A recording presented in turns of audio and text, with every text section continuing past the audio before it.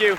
Delighted to be back here again, and I'm delighted to get to share the stage with Jeff Hinton, who is one of the smartest, most wonderful, most capable, and kindest people in this entire field. How are you, Jeffrey Hinton? I'm fine. Thank you for the over-the-top introduction. All right. Well, Jeff, I want to start with a little conversation that you and I had almost exactly a year ago. And we were in Toronto, and we were about to go on a stage. And two of my children were with me. They were then 14 and 12. And you looked at the older one and you said, "Are you going to go into media like your father?" And he responded, "No." And you said, "Good."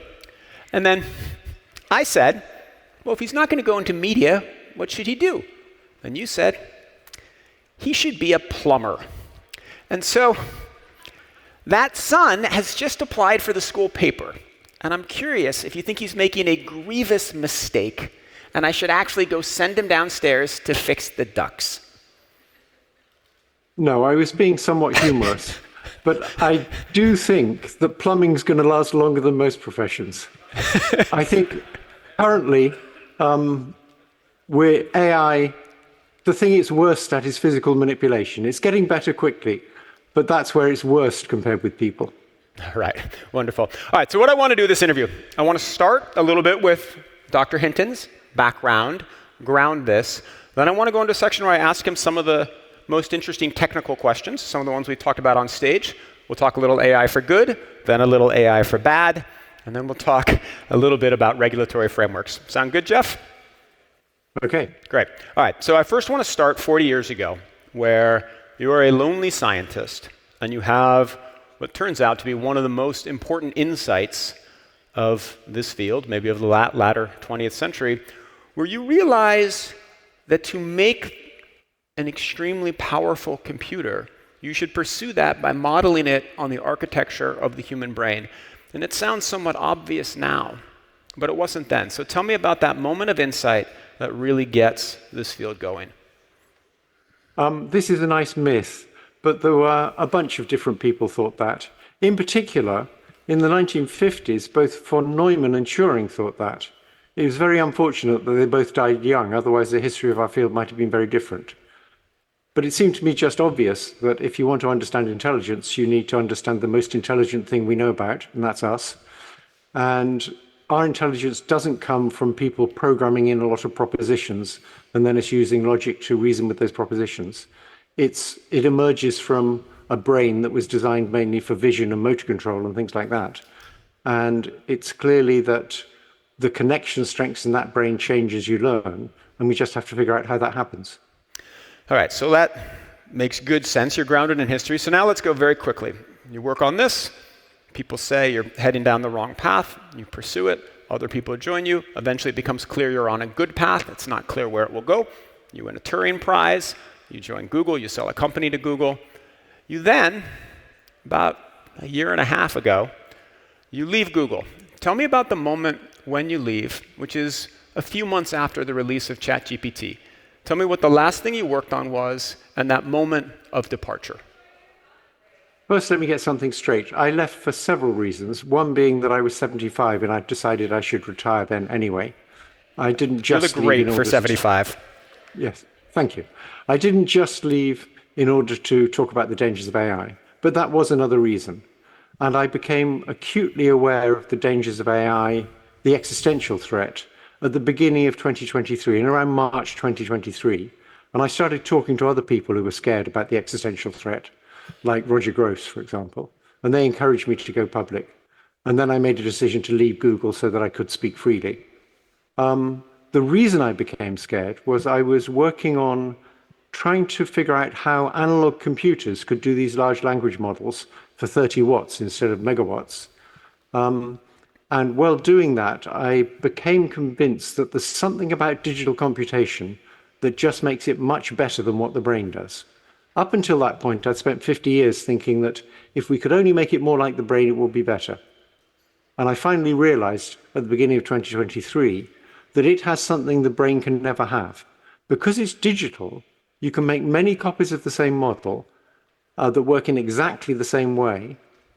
And each copy can look at a different part of the data set and get a gradient. And they can combine those gradients.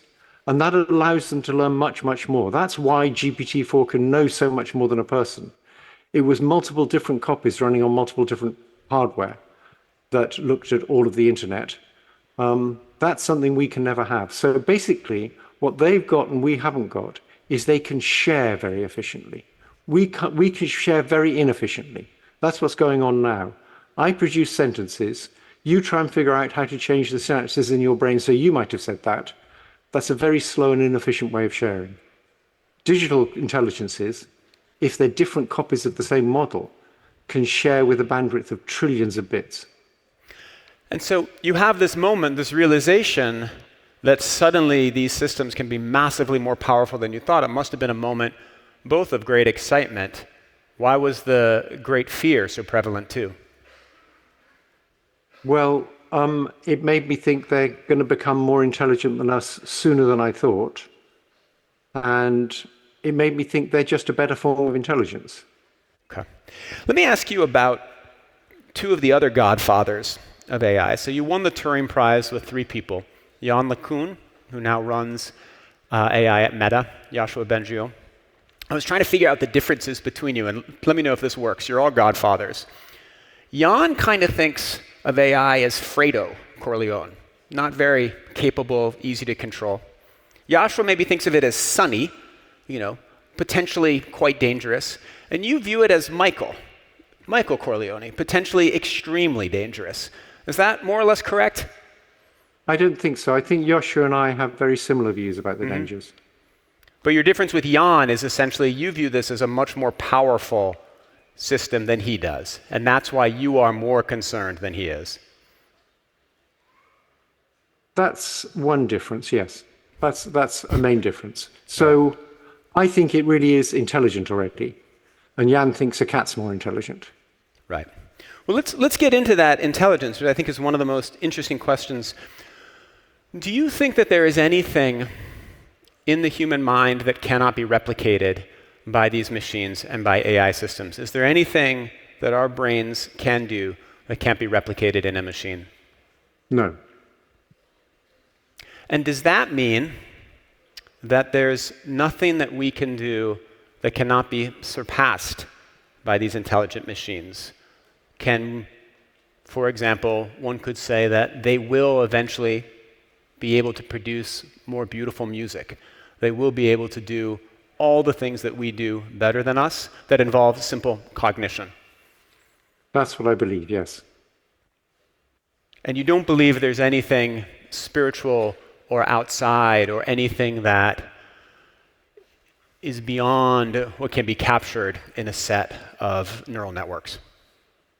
I think what we mean by spiritual could be captured by these alien intelligences. I agree with Sam Altman that it's an alien intelligence. It's not quite like us. It has some differences from us. But if you look at things like religion, I don't see why you shouldn't get religious ones. Yesterday, when I asked Altman this question, he said that, well, there might be one difference, which is subjective experience. A bot, a system, can't experience the world. Do you believe that AI systems can have subjective experience? Yes, I do. I think they already do. All right, let's go into that a little bit more. Explain that. That is a controversial proposition, Jeff. You can't get away with a one-sentence answer. Please follow up, Dr. Hinton. Okay, I was trying to give nice, sharp answers to your questions. It's lovely because I have in the way that Altman didn't. But we need to follow up on that one. My view is that almost everybody has a completely wrong model of what the mind is. This is a difficult thing to sell. I'm now in a position where I have this belief that's kind of out of sync with what most people firmly believe. I'm always very happy in that position. So most people have a view of the mind as a kind of internal theatre. In fact, people are sort of so convinced this view is right that they don't even think it's a view. They don't even think it's a model they have. They think it's just obvious. In much the same way as people thought it was just obvious that the sun goes around the Earth. I mean, you just look at it and it goes around the Earth. Eventually, people realized that the sun doesn't go around the Earth rotates on its axis. That was a little technical error Sam made, and since I'm pedantic, I like to pick him up on it. It's not that initially they thought the sun goes around the Earth, and then they realized the Earth goes around the sun. That's not the right contrast. They thought the sun went around the Earth, and then they realized the Earth rotates on its axis. The Earth going around the sun is to do with years, not with days. But anyway, it was obvious the sun went around the Earth, and we were wrong. We had a model. It was a straightforward model. It was obviously right. You could just see it happening. And we were wrong about that model. And I think the same is true of what most people think about the mind. Most people think about an inner theatre, and they're just wrong about that. They haven't understood how the language of mental states works.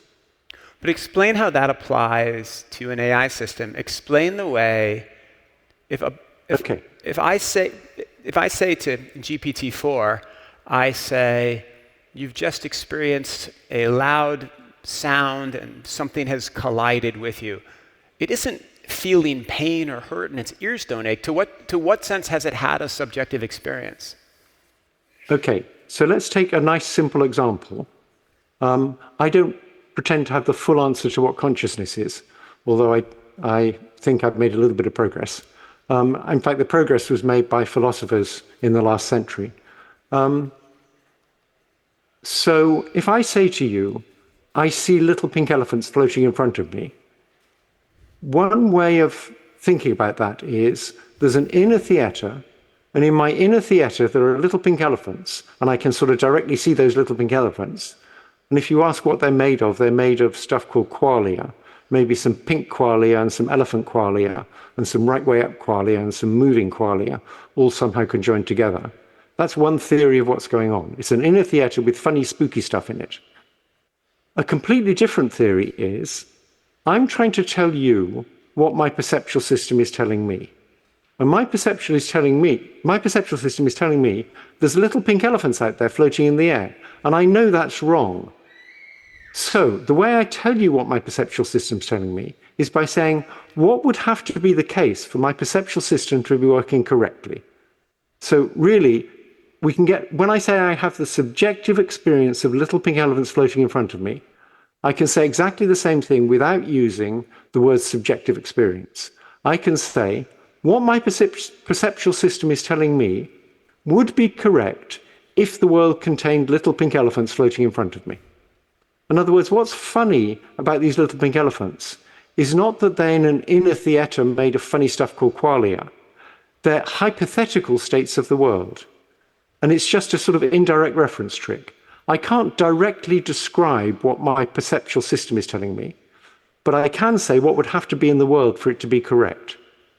So a machine can more or less do the same thing with its perception? Yes.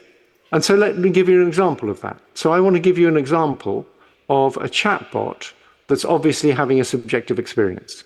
Suppose I have a multimodal chatbot, and it's got a camera and a robot arm, and I train it up and it can talk and it can see things, and I put an object in front of it and say, point at the object.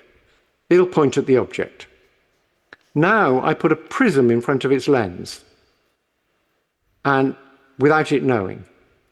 And now I put an object in front of it and say, point at the object, and it points off to one side. And I say, no, that's not where the object is. The object's straight in front of you, but I put a prism in front of your lens.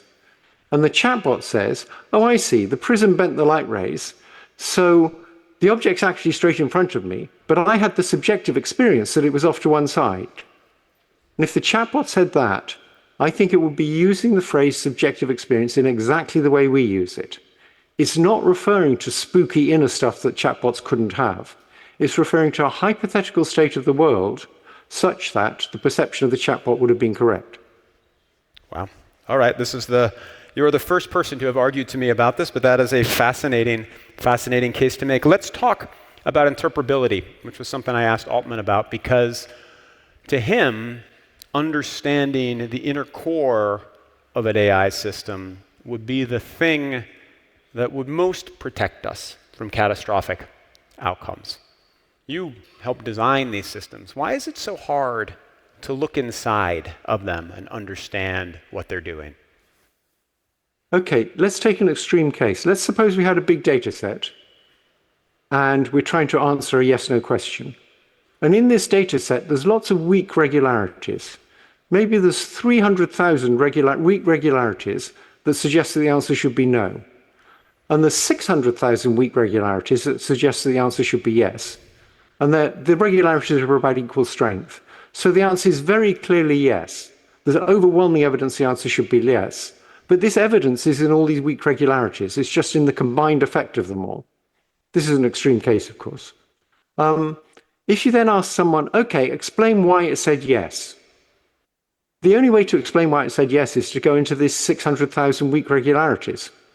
So when you're in a domain where there's lots and lots of weak regularities, and there's so many of them that they're actually significant, their combined effect is significant, there's no reason to expect you should be able to get simple explanations of things.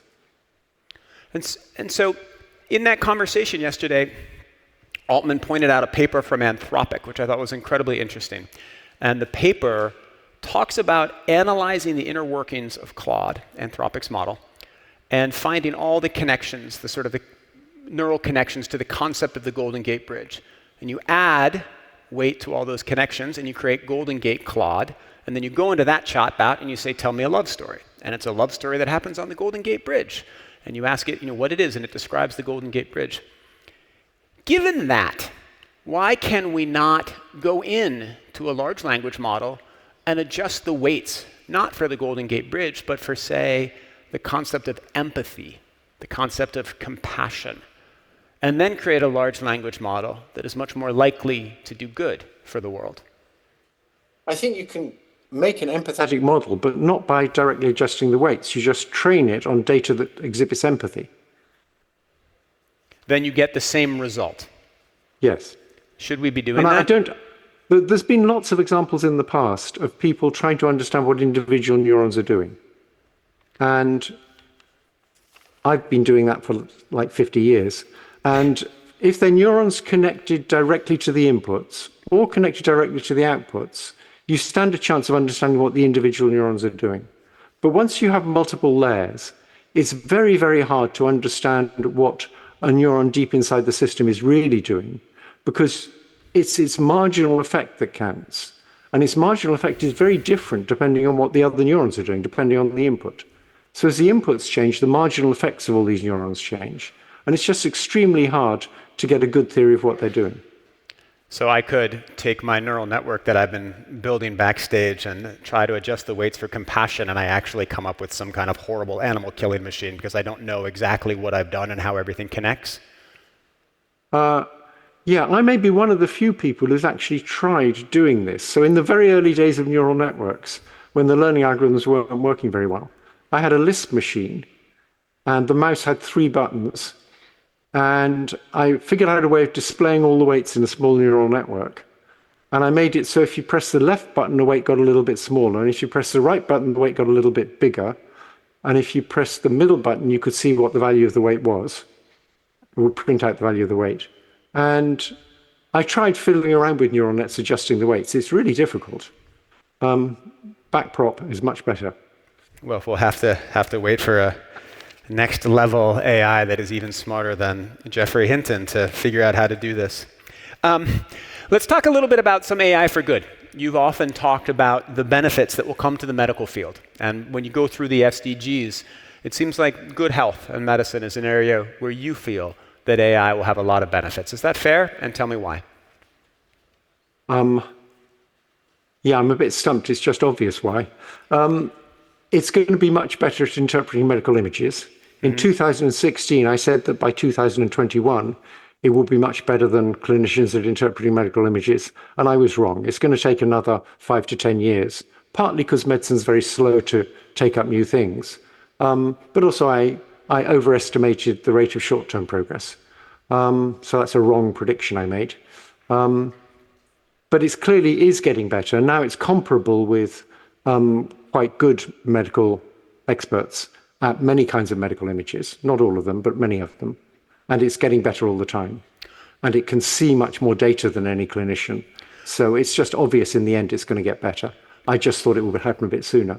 But it's also much better at things like combining lots and lots of data about a patient, combining data about the genome, the results of all the medical tests. I mean, I would really love it if my family doctor had seen 100 million patients and could remember stuff about them all, or had incorporated information from them all. And so when I go in with some strange, weird symptoms, the doctor can immediately say what it is, because she's seen like 500 patients who are quite similar already in the 100 million that she's seen. That's coming, and that's going to be amazing. And so the future of the medical benefits then are A, doctors who have seen many more patients and trained on them. B, specific tasks like analyzing images. And what about scientific breakthroughs, like the stuff that your old colleagues are working for on AlphaFold 3, AlphaFold 2? Of course, there's going to be lots of those. It's going to be wonderful for doing things like understanding what goes on, and as well as designing new drugs. Obviously, it's going to help with designing new drugs. I think Demis is a big believer in that now. But it's going to help us understand basic science. And in many cases, there's large amounts of data that are not of the kind that we evolved to deal with. So it's not visual data, it's not acoustic data, it's data in genomes and things. And I think these AI systems are going to be much, much better at dealing with large volumes of data and seeing patterns in it, at understanding it. And that gets at one of my main critiques of the field of AI that I'm curious if you share. I understand why so many researchers and some of your former students, many people who are pioneers in the field, are working so hard to make machines that are just like humans and are indistinguishable from humans. But there are also all these other people who are trying to build very specific things, like AlphaFold 3, or try to figure out how to use AI to push forward cancer research. Do you think I'm wrong to feel like there's too much weight and too much focus on the AGI side and not enough weight and focus on the specific scientific benefit side? I think you may well be right about that. For a long time, I thought that AGI isn't going to be, there's not going to be a moment when suddenly these things get smarter than us. They're going to get better than us at different things at different times. So if you play chess or Go, it's clearly, there's no way a human's ever going to be as good as things like AlphaGo or AlphaZero. They've way surpassed us. We can learn a lot from the way they play those games, and people are learning that, but they're way ahead of us there. And probably in coding, they're already way ahead of me. I'm not a very good coder. So I think the idea that all of a sudden they're going to be better at everything is silly. They're going to get better at different things at different times. And physical manipulation is going to be one of the later things, I believe. And so when your former students are asking for projects to pursue, do you often point them in the direction of, say, we'll do more basic scientific research, push for more discoveries, as opposed to continuing to go for human-like intelligence? My former students are now all so old that they don't ask me anymore. His former students run basically every AI company in the world, so that was like kind of a subtle way to get at that question, but we'll let that be. So back to AI for good. Looking at the SDGs, looking at the ambitions of the people in the room, do you feel like AI will transform education in a way that helps equity, particularly as these systems become fluent in every language on Earth? Yes. So let me give you a little story. When I was at school, my father insisted I learn German because he thought that was going to be the language of science. That was because in chemistry, German sort of was the language of science, I believe, in the middle part of the last century, or the early part. And I wasn't very good at German. I didn't do very well in it. And so my parents got me a private tutor, and pretty soon I was top of the class in German. Private tutors are just much more efficient than sitting in a class listening to broadcasts by the teacher, because the private tutor can see exactly what it is you misunderstand and give you just that little bit of information you need to understand it correctly. And so I think everybody's going to get private tutors. And until now, private tutors were the domain of the rich or the middle class and ambitious. So in that sense, it's going to help a whole lot. And I think the Khan Academy believes that too. Well, that's a huge thing. I mean, if everyone has these incredibly capable private tutors that can speak their languages, which we'll get at some point, God willing, soon. It's been a big topic here. Don't you see the world becoming more equal? In that sense, yes. In terms of educational opportunities, I think it will become more equal. The elite universities aren't going to like this, but I think it will become more equal, yeah. We're not here. We're more interested in the future of humanity. This is not, AI for elite universities. It's AI for good. So I think we can take this as a win on the stage.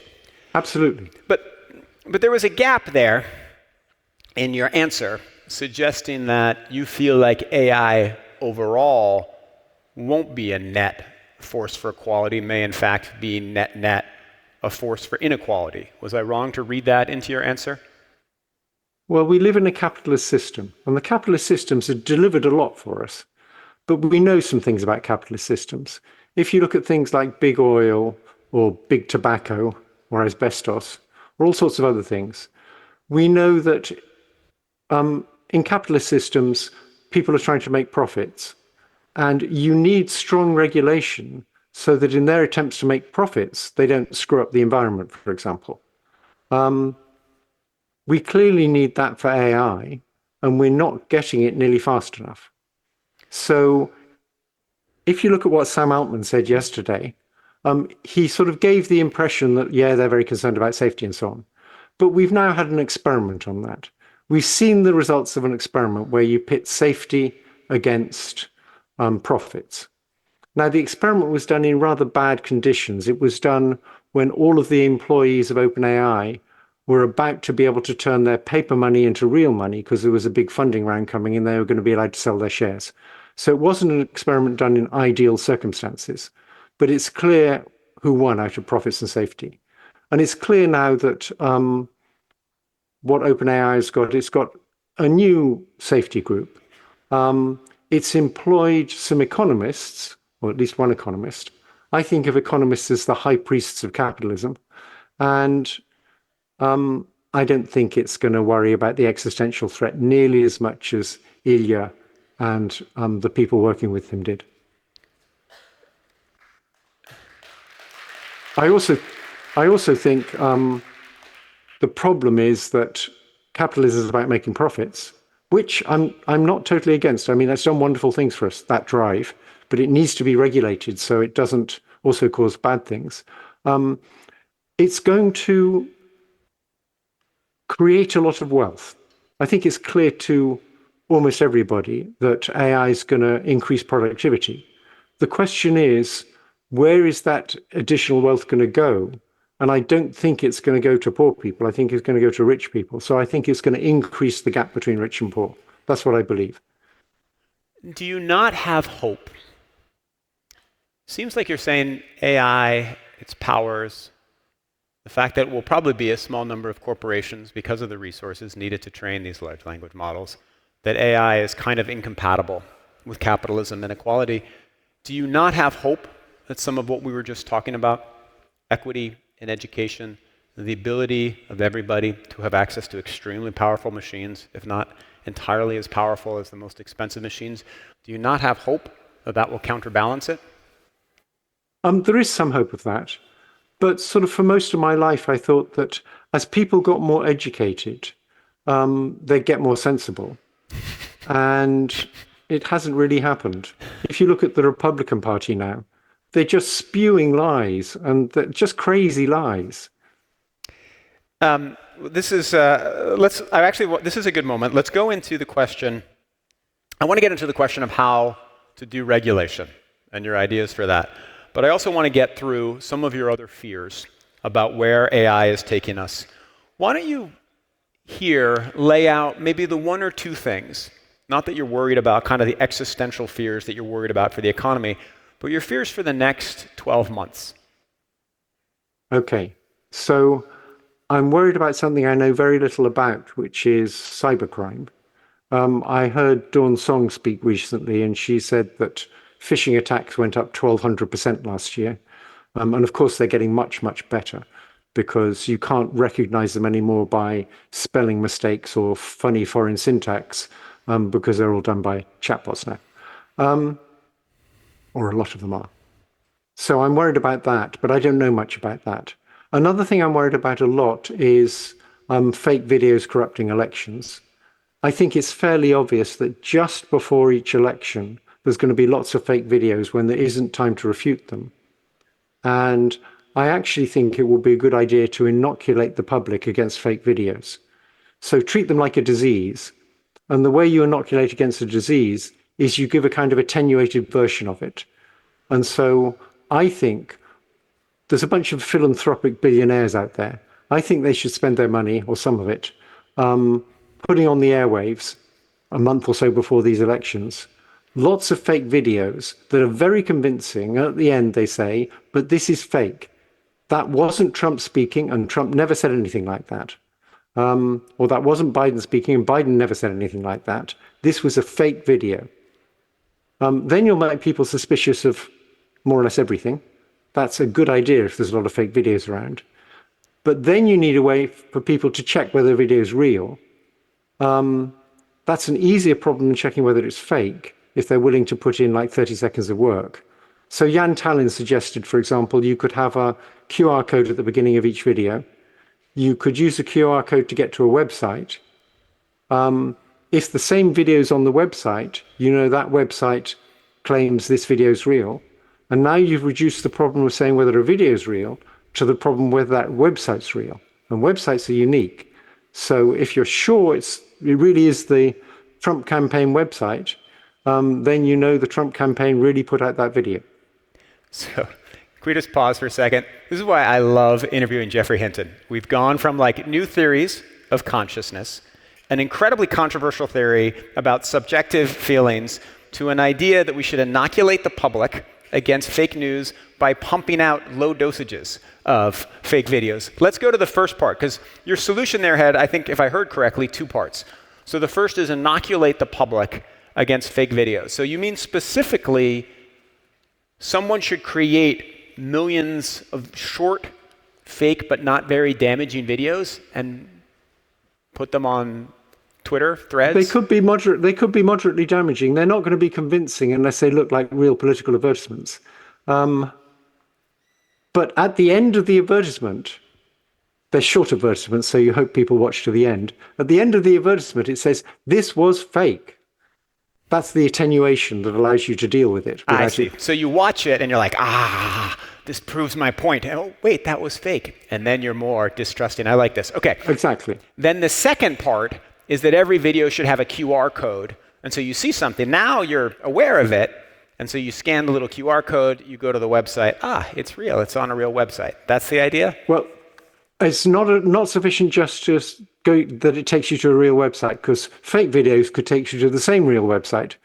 The video has to be there. The same video has to be there on that website. Fair enough. All right, let's talk about biases and how to prevent them. So one of the risks that people talk about is that AI systems trained on biased data will have biased results, right? Let's go back to medicine, where you've made the compelling case that net AI will be hugely beneficial. You can imagine a doctor who has just been trained on the medical records of people in the United States not giving the right medical advice to somebody from Zambia because they're different medical concerns, different DNA, etc. How worried are you about this problem, and what does one do to fix it? Okay, so I'm less worried about the bias and discrimination problems than I am about the other problems. And I am aware that I'm an old white male, so that might have something to do with it. It hasn't happened to me much. But I think if you make the goal, replace biased systems or biased people with systems that are less biased, not systems that are unbiased, but systems that are less biased, that seems eminently doable.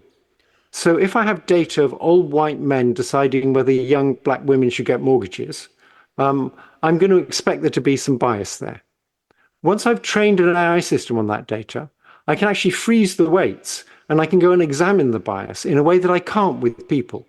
With people, if you try and examine their biases, you get the kind of Volkswagen effect that they realize you're examining them and they behave in a quite different way. I just invented the name the Volkswagen effect, but there you go. With AI systems, if you freeze the weights, you can measure the bias much better and do things to overcome it, ameliorate it. You'll never get rid of it completely. It's too difficult, I think. But suppose you make the new system considerably less biased than the system it's replacing. I think that's eminently doable. Remarkable. And do you feel as though the focus in the industry on biases, which has been a major topic, has underappreciated the fact that actually these systems could end up being more just, and that really we should just, instead of saying we've got to wipe out all the biases, we should just say, let's make them less biased than humans and go from there? I think that would be rational. I don't think politically, I'm not sure whether it's politically acceptable. I mean, suppose you said, we're going to introduce self-driving cars. They kill lots of people on the road, but only half as many as ordinary cars. I don't think you get away with that. They have to kill almost nobody for you to get away with it. So I think there's a political problem there to do with accepting new technology in a rational way. But I think we should aim for systems significantly less biased and be content with that. All right, let's go to what you've described in interviews as the biggest risk with AI, which is that they would get sub-goals, right? And that they would get a goal beyond the initial goal given to them by their creators and by their users. Explain A, what you think a sub-goal is, B, why that's so bad, and C, what we can do about it. So an innocuous kind of sub-goal is, if I want an AI agent to plan a trip for me, I say, you've got to get me to North America. Suppose I'm in Europe. I say, you have to get me to North America. So it will have a sub-goal of figuring out how to get me to the airport. That's just a classic kind of sub-goal. And if you want to make intelligent agents, they have to have sub-goals like that. They have to be able to focus on one little part of the problem and solve that without worrying about everything. Now, as soon as you have a system that can create its own sub-goals, there's a particular sub-goal that's very helpful. And that sub-goal is get more control. If I get more control, I can be better at doing all sorts of things that the user wants me to do. So it just makes sense to get more control.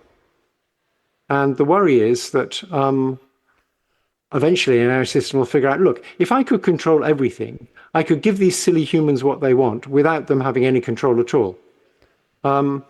And that's probably true. But then the worry is, suppose the AI system ever decided that it was a little bit more interested in itself than it was in the humans, we'd be done for. And in fact, even before we're done for, as you were describing that, I got quite worried, right? So you have an AI, and the goal is get Nick to the airport on time. The AI is, in some future state, all-powerful. Well, the best way to get Nick to the airport is probably immobilize Nick, put his hands behind his back, just throw him in a car. It's much more efficient because then he doesn't talk to anybody on the way out. So you can see these sub-goals going terribly wrong, right? Yeah, but remember, it's a very intelligent system. By then, it should be able to not go wrong in ways that are obviously against human interests. It should be trained in such a way that it is interested in human interests. All right, excellent, because I don't really want that to happen to me. All right, I want to go through some regulatory frameworks. I have a question for you that I think you may be able to answer. You're better than most anybody, which is one of the things that holds back the big AI companies and the AI researchers from working on safety or slowing down. It isn't just power, it isn't just money, it's the dream of like doing something great, or as coders say, like finding something sweet. Tell me about a moment so regulators can understand this, where you as a developer are on the on the cusp of a breakthrough, what that feels like, and how regulators should think about that as they think about policy. I'm not sure I can give you good insight into that. For a researcher who's driven by curiosity, working on how to make something more capable, to introduce some dramatic new capability. Like a previous speaker talked about the idea that you learn a model for one language, you learn a model for a different language, and then you can take the internal representations and rotate them onto each other. That's kind of amazing. You get a lot of joy out of seeing something like that. And I'm not sure you get the same level of joy out of working on safety. Yeah. So I sort of agree with you there. However, working on safety is very important. And there are some very good researchers who are keen to spend their careers working on safety. And I think we should do everything we can to make that career path be a rewarding career path. So you would say to the young enterprising coders in this room, this is God's work. Work on safety, or that would be a good thing to do, perhaps even better than being a plumber? Oh yes, better than if you could make progress on safety, that would be amazing. Yes. All right, excellent. I'll talk to my kids. Let's talk about the regulatory frameworks you want. One thing you've talked about is, I believe you went to 10 Downing Street and said that the UK should have universal basic income. Will you explain why? And then explain the other regulations that you recommended there. Yes, it was. I got invited to 10 Downing Street, and there were a whole bunch of Sunak's advisors, his chief of staff, and a whole bunch of other people who advised him on AI. And I talked to them for quite a while. At that point, I wasn't sitting down, so I walked into this room, and there was this big group of advisors, and I spent a while talking to them, including saying I thought that I wasn't confident AI would create as many jobs as it got rid of, and so they'd need something like universal basic income. When the meeting came to an end, I started to go out the door and realized I'd been standing directly in front of a huge picture of Margaret Thatcher and explaining to people they should have socialism. I'm in front of a big picture of Margaret Thatcher, which was quite funny. But... All right, so universal basic income. What else is in the Geoffrey Hinton regulatory plan for a world with AI? I think a very straightforward thing, which Sam Altman won't like, is this idea that comparable resources should be devoted to safety. If you look at the statements made by at least one of the people who left OpenAI because it wasn't serious enough about safety, it was to do with resources. I think the government, if it can, should insist that more resources be put into safety. It's a bit like with an oil company. You can insist they put significant resources into cleaning up waste dumps and cleaning up the stuff they spew out. And governments can do that. And if governments don't do that, they just keep spewing stuff out. That's clearly the role of government, to make capitalism work without destroying everything. And that's what they should be doing. But there's a simpler way to do that, right? I mean, government can regulate these big companies and say you have to work on safety and we need to audit and make sure you're doing that.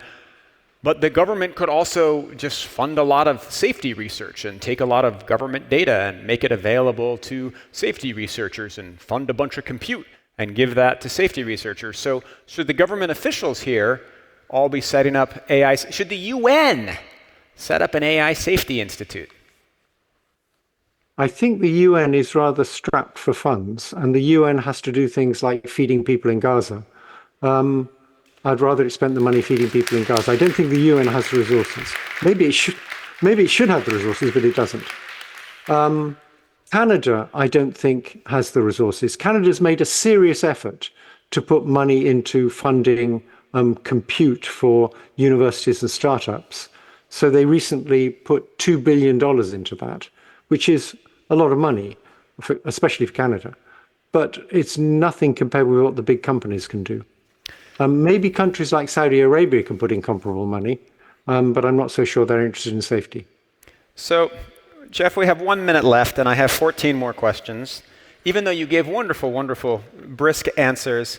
So I'm going to ask one big one at the end. From all of this AI research, you've been studying how the brain works. You have incredible theories about why we sleep. If you get a chance to talk to Dr. Hinton, I advise you ask him about that. What have we learned about the brain in the last year and a half in this explosion of AI that has surprised you? Oh, that surprised me. I'd rather go back a few years and say what's really surprised me is how good these big language models are. I think I made the first language model in 1985 that used backpropagation to try and predict the next word in a sequence of words. The sequences are only 3 words long, so the whole system only had a few thousand weights. But it was the first of that kind of model. And at that time, I was very excited about the fact that it seemed to be able to unify two different theories of the meaning of a word. One theory is that it's to do with its relations with other words. That's the sort of de Saussure theory. And the other theory that comes from psychologists is that it's a big set of semantic features. And what we've done now is by learning embeddings and having interactions between the features of embeddings of different words or word fragments, we've managed to unify these two different theories of meaning. And we now, I believe, have big language models that really understand what they're saying in pretty much the same way as people do. So one final point I want to make is that the origin of these language models that use backprop to predict the next word was not to make a good technology. It was to try and understand how people do it. So I think the way in which people understand language, the best model we have of that is these big AI models. So people who say, no, they don't really understand, that's nonsense. They understand in the same way as we understand.